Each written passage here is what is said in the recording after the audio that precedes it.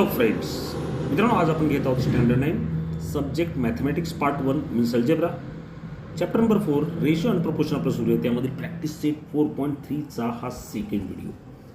मित्रांनो या चॅनलवर तुम्ही नवीन असाल चॅनल सबस्क्राईब करा. ही गणित अतिशय महत्त्वाची आहेत. व्हिडिओ शेवटपर्यंत बघा. त्याचप्रमाणे मित्रांनो जे घंटीचं बटन आहे बेल आयकॉन आहे त्याला प्रेस करा, ऑलवर क्लिक करा जेणेकरून तुम्हाला पुढील सगळे अपडेट्स वेळेवर मिळतील. चला मित्रांनो सुरुवात. Chapter number 4 ratio and proportion. त्यामध्ये आपलं चालू मित्रांनो प्रॅक्टिस सेट 4.3 त्याचा हा सेकंड व्हिडिओ नंबर 2. व्हिडिओ 1 तुम्ही पाहिलाच असेल, 4.1 4.2 तुम्ही पाहिले असतील. नसतील पाहिले मित्रांनो डिस्क्रिप्शन बॉक्समध्ये लिंक आहे. चला मित्रांनो सुरुवात करूया प्रॅक्टिस सेट 4.3 मधील पुढील गणित.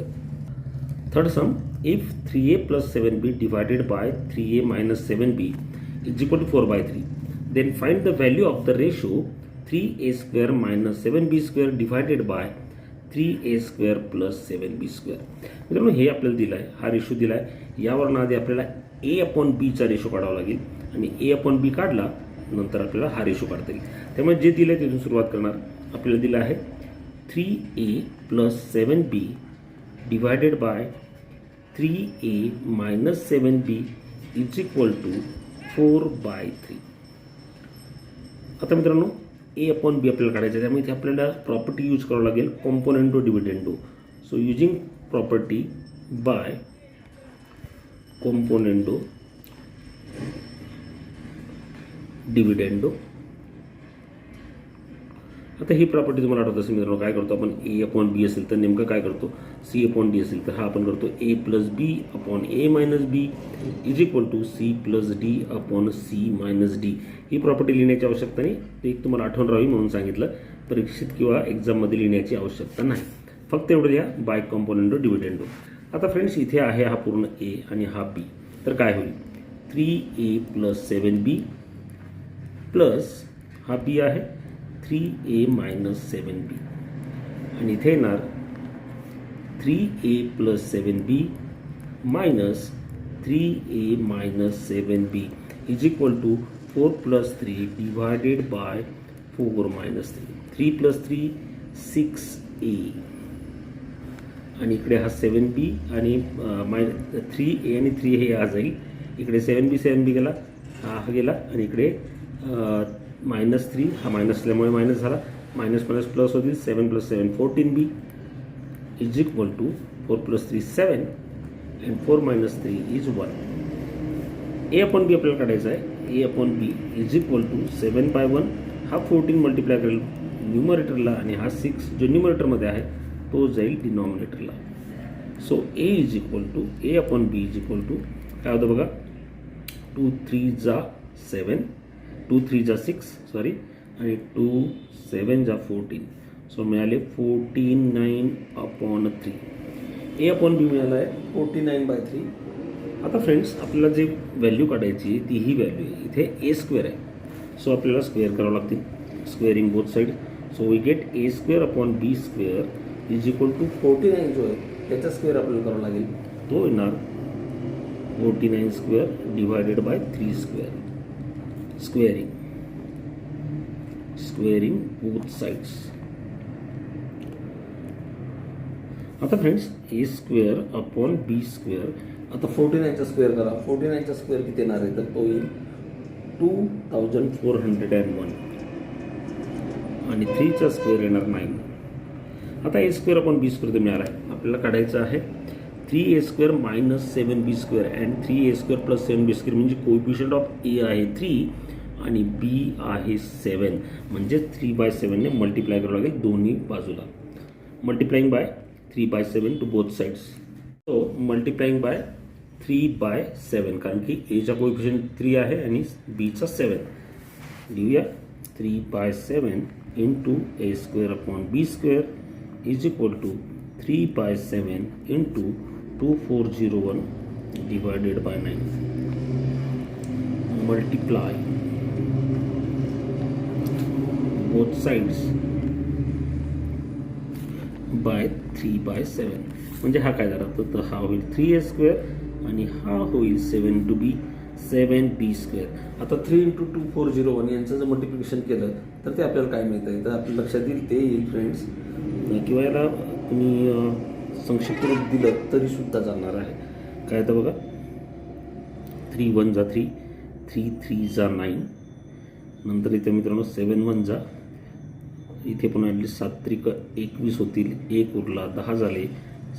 पुन्हा आपण जर भाग दिला इथे 30 झाले, 7 4 जा 28, पुन्हा उरले 2, 7 त्रिक 21, म्हणजे काय मिळालं 343 डिवायडेड बाय 3. हा आला 3a² प्लस 7b². आपल्याला फाइंड करायचे 3a² मायनस 7b². आता अशी तर काही प्रॉपर्टी नाही आहे. सुरुवातीला आपण कंपाऊंड डिव्हिडंड लावायचा आणि नंतर पुन्हा एक इन्व्हर्टेड प्रॉपर्टी आपल्याला होते. So using by property compound dividendos what we shall get 3a² plus 7b² divided by 3a² minus 7b² is equal to 343 plus 3 divided by 343 minus 3 by componendo dividendo dendo. Okay friends, so what we get 3a² plus 7b² divided by 3a² minus 7b², 346 minus याच्यात घेतलेले 340.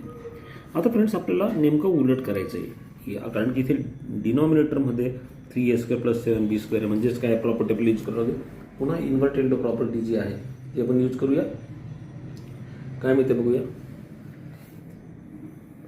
3a² minus 7b² उलट केलं divided by 3a² plus 7b² is equal to 340 divided by 346 by इन्व्हर्टेंडो.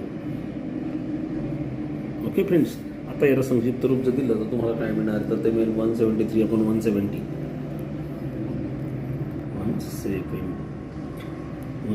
Upon 173. हा येईल 3a² minus 7b² divided by 3a² plus 7b². हे झालं मित्रांनो आपलं आन्सर. आय होप तुम्हाला ते कळालं असेल. पुढच्या गणित बघूया. Solve the following equation x² plus 12x minus 20 divided by 3x minus 5 is equal to x² plus 8x plus 12 divided by 2x plus 3. आता फ्रेंड्स लक्षात घ्या, सॉल्व करायचं म्हणजे काय, तर आपल्याला एक्सची व्हॅल्यू आपल्याला काढायची असते. आता एक्सची व्हॅल्यू इथे दोन असू शकतात. एक तर एक्स इज इक्वल टू 0 असेल किंवा एक्स इज इक्वल टू काहीतरी अशी संख्या असेल, नंबर असेल. मग आता ती आपण चेक करायची. मग first we decide the value of x is equal to 0 or not. ते आपल्याला ते चेक करावं लागेल. लिहूया. लेटस फर्स्ट डिसाइड वेदर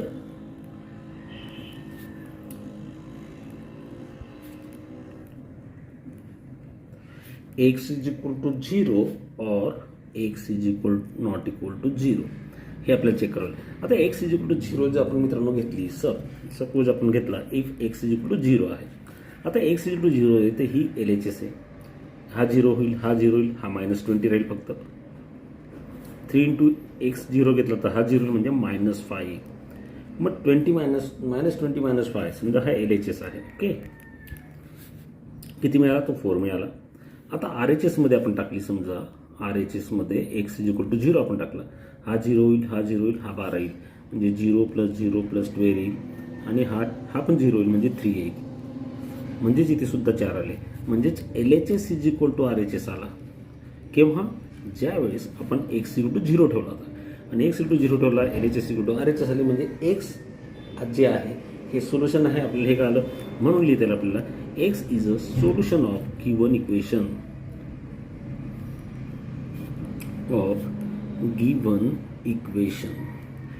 आता मित्रांनो एक्सचं एक सोल्युशन झालं. दुसरं सोल्युशन बघूया. If suppose x is not equal to 0 असेल, मग त्या याचं सोल्युशन काय असेल बघूया. तर आता इथे आपल्याला काय करता येईल बघा, जे इक्वेशन दिले ते बघा. x² + 12x - 20 divided by 3x - 5 is equal to x² + 8x + 12 divided by 2x + 3. आता friends x is not equal to 0 नाही का. तर आता आपल्याला असे ॲडजस्टमेंट करायची. लक्षात घ्या, इथे 3x - 5, इथे 12x 20, इथे 2x आहे, इथे 8x आहे. सपोज याला जर आपण 4 ने मल्टिप्लाय केलं तर काय होतं, 4 3 जा 12 म्हणजे हा मिळतोय, आणि 4 5 जा 20 म्हणजे हा मिळतोय. इकडे 4ने मल्टिप्लाय केलं 2 × 4 8 होतात, म्हणजे हा इथे मिळतोय, आणि 4 × 3 12 मिळतात. मग अशी संख्या शोधायची की जेणेकरून यामध्ये काहीतरी सामायिक येईल आणि आपण प्रॉपर्टी यूज करून त्यांना आपण घालवू शकू. तर मग मित्रांनो इथे आपल्याला 4 कळतोय, म्हणजे डिनॉमिनेटरला जो आहे ना दोन्ही साईडला, तर 4ने मल्टिप्लाय करायचं आहे हे आपल्याला कळतंय. सो फ्रेंड्स याला 4ने मल्टिप्लाय करतो बघा, इंटू 1/4. इकडे गेलं म्हणून इकडे करावं लागेल 1/4. I hope friends he step तुम्हाला कळाली असेल. नोट दिस स्टेप, ही महत्त्वाची स्टेप आहे. ओके, आता काय होईल, याने 1ला घेऊन येते त्यामुळे तसाच येईल x² + 12x - 20 डिवायडेड बाय 4ने याला पुन्हा गणायचं आहे. 4 × 3x 12x आणि 4 × 5 = 20. मित्रांनो बघा हे सारखे मिळाले आणि आपण प्रॉपर्टी लावून हे सहज आपल्याला काढता येतील. इकडे तसंच x² + 8x + 12 divided bye 4 × 2 = 8x and 4 × 3 = 12. आता मित्रांनो हा सारखा आलेला आहे, तर आपल्याला सहज इथे समजा मायनस जर केला तर हा कॅन्सल होऊ शकेल. मायनस करण्याची कोणती प्रॉपर्टी आहे, ती आहे कंपोनेंडो, नाही का, सॉरी डिव्हिडेंडो. डिव्हिडेंडो करा बाय डिव्हिडेंडो. आता हा पूर्ण ए आहे, सो लिहू शकतो आपण x² + 12x - 20. हा झाला ए मायनस डिनॉमिनेटर जो आहे ना तो डिव्हिडेंडोमध्ये काय होतो, मायनस होतो. लिहून टाका 12x - 20. खाली मात्र तसंच येणार 12x - 20.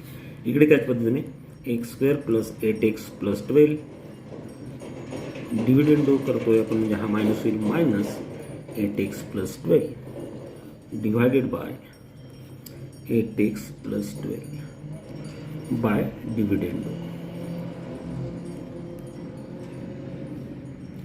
आता मित्रांनो काय आता बघा 12x - 24 गेला, -20 - 20 हा जाईल, म्हणजेच आपल्याला इथे फक्त मिळेल x². हे लक्षात घ्या, इथे शिल्लक राहील फक्त x². कसा x² शिल्लक राहिला, 12x आणि हा -12x कॅन्सल झाला, -20 - -+20 कॅन्सल झाला, म्हणजे x². 12x - 20. इकडे मित्रांनो 8x - 8x जाईल, 12 - 12 जाईल, म्हणजे इथे सुद्धा शिल्लक राहील x² / 8x + 12. हे तुमच्या लक्षात आलं असेल. आता फ्रेंड्स दोन्ही बाजूला x² ने डिवाइड करून टाका, dividing bye x² bye x². x² divide केलं तर x² जाईल, म्हणजे शिल्लक करेल 1/12x - 20 = 1/8x + 12. याला इन्व्हर्टेंडो केलं तर काय मिळेल, 12x - 20 डिवायडेड बाय 1 होईल, तो आपण लिहित नाही, आणि इकडे येईल 8x + 12 बाय इन्व्हर्टेंडो. आता मित्रांनो हे आपल्याला सहज सॉल्व्ह करता येईल. एक्सची किंमत काढायची, 8x इकडे घ्या, 12x 8x इकडे आला म्हणजे -8x, 12 आणि हा 20 इकडे गेला म्हणजे +20. 12 - 8 4x = 32. So x = 32 divided by 4. 4 8 = 32. So x = 8. x मिळाला 8 आपल्याला, तो आपल्याला सहज मित्रांनो लिहिता येईल. सो अँसर इज x = 0 जो आपण आधी काढला होता. इथे बघा LHS = RHS आली होती, म्हणजे x सोल्युशन होतं, आणि दुसरं आहे x = 8. So right here x = 0 or x = 8 is the solution of the given equation. Is the solution of the given equation. Okay friends, same तसंच आहे बघा, 10x² + 15x + 63 divided by 5x² - 25x + 12 = 2x + 3 upon x - 5. हे आपल्याला दिलं आहे. आपण आधी check करणार x = 0 साठी. Let's first decide whether x = 0 or x = not 0. if first आपण चेक करणार x = 0 साठी, x = 0. आता x = 0 म्हणजे काय, LHS मध्ये टाकणार आपण x = 0. हा 0 होईल, हा 0 होईल, 63, कारण की ते x आहे आणि x ची व्हॅल्यू 0 म्हणजे 63. इकडे हा 0 म्हणजे 12, 63/12 आला. RHS मध्ये येतं काय बघूया, हा 0 होईल म्हणजे 3 राहील, आणि हा 0 होईल म्हणजेच 5 राहील फक्त. मग मित्रांनो हे दोन्ही तर सेम नाही आहेत, म्हणजे आपल्याला लिहिता येईल LHS is not equal to RHS. आणि हे जर दोन सेम नसतील तर हे याचं सोल्युशन जे ते होऊ शकत नाही. मग लिहूया आपण X is not equal to 0. आता मित्रांनो X is not equal to 0साठी आपण चेक करणार, कारण की एक्स इज इक्वल टू 0 तर सोल्युशन नाही आहे. मग x is not equal to 0 असणार आहे. ती व्हॅल्यू काय ते आपण चेक करूया. सुरुवातीला आपण आपला रेशो लिहिणार 10x² plus 15x plus 63 divided by 5x² minus 25x plus 12 is equal to 2x plus 3 upon x minus 5. हे आपलं झालं लिहून. आता फ्रेंड्स इथे आपल्याला 5x जो आहे तो कॉमन मिळतो बघा. या पहिल्या दोन टर्ममध्ये 5x तो काढतो बघा. काय मिळतंय 5x जर आपण कॉमन काढला तर 5 2 10 म्हणजे इथे 2x येणार. आणि मित्रांनो इथे 15 आहे म्हणजेच काय तो 5 3 2x प्लस 3 मिळेल. आणि इथे हा 63 जसा तसा इथे सुद्धा दोन टर्ममध्ये 5x कॉमन आहे तो बाहेर काढतो. इथे काय शिल्लक राहील 5x जर आपण बाहेर काढला तर तो शिल्लक राहील फक्त x. आणि 25 मधनं 5 म्हणजे मायनस 5. या पद्धतीने बघा 5x इंटू एक्स 5x² आणि 5x into minus 5 25x plus 12. इकडे मात्र तसंच ठेवावं लागेल 2x प्लस 3 आणि x मायनस 5. तुमच्या असं लक्षात येईल फ्रेंड्स इथे पण 2x प्लस 3 आला आहे, इथेही आहे, इथे x मायनस 5, इथे x मायनस 5. आपण सबस्टिट्यूट करूया. Substitute 2x plus 3 is equal to suppose a, याची किंमत आपण a घेऊया. आणि x minus 5 is equal to b. तर आपल्याला काय मिळते हा झाला 5x. 2x प्लस 3ची किंमत a आपण घेतली तर 5x plus a 63 divided bye हा आहे b, x मायनस 5b आहे म्हणजे 5xb plus 12 is equal to 2x plus 3 आपण a घेतला आहे तो आपण लिहूया a upon b. x minus 5b आहे. आता मित्रांनो हे आपल्याला सॉल्व्ह करायचं आहे. क्रॉस मल्टिप्लिकेशन करावं लागेल. b याला गुणेल b into 5xa plus 63 is equal to a into 5xb plus 12. काय मिळते बघा 5xa इंटू b म्हणजे किती होतील हे तर ते होतील 5xab प्लस 63b. आणि इकडे हा पुन्हा 5xab प्लस 12a. मित्रांनो हा लक्षात येईल तुमच्या 5xb कॅन्सल झाला म्हणजे काय मिळालं 63b is equal to 12a. आता इथे पण आपल्याला भाग जो आहे तो सहज देता येईल. तो आपण भाग दिला तर काय माहिती आहे बघा 3 ने डिवाइड केला समजा याला डिवायडिंग बाय 3 डिवायडिंग बाय 3 केल्यावर 63b अपॉन 3 आणि इकडे 12a अपॉन 3. 3 2 जा 6 3 1 जा 3 म्हणजे 21b आले. आणि इकडे 3 4 जा म्हणजे 4a आले. 21b इज इक्वल टू आपल्याला मिळाला 4a. आता फ्रेंड्स ही जी व्हॅल्यू आहे ना ही आपण टाकून देऊया 21. आता बीची व्हॅल्यू काय बीची व्हॅल्यू ती x मायनस 5 ती लिहा इथे x मायनस 5 आणि 4. आणि एची व्हॅल्यू काय होती तर 2x प्लस 3 काय केलं आपण resubstitute of a and b. 21 into x 21x 21 into 5 जर गेलं तर येतील 105. 4 2 जा 8x आणि 4 3 जा 12. 8x इकडे घ्या 21x minus 8x is equal to 12 plus 105.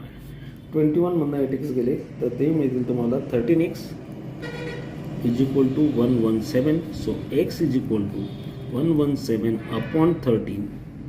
So friend x is equal to 9. Value मिळाली x is equal to 9. x is equal to 9 is solution of the given equation. I hope friends हे तुम्हाला हे कळालं असेल. भेटूया मित्रांनो पुढच्या व्हिडिओमध्ये, कारण की हा व्हिडिओ नाही तर लांबेल खूप. तोपर्यंत टेक केअर.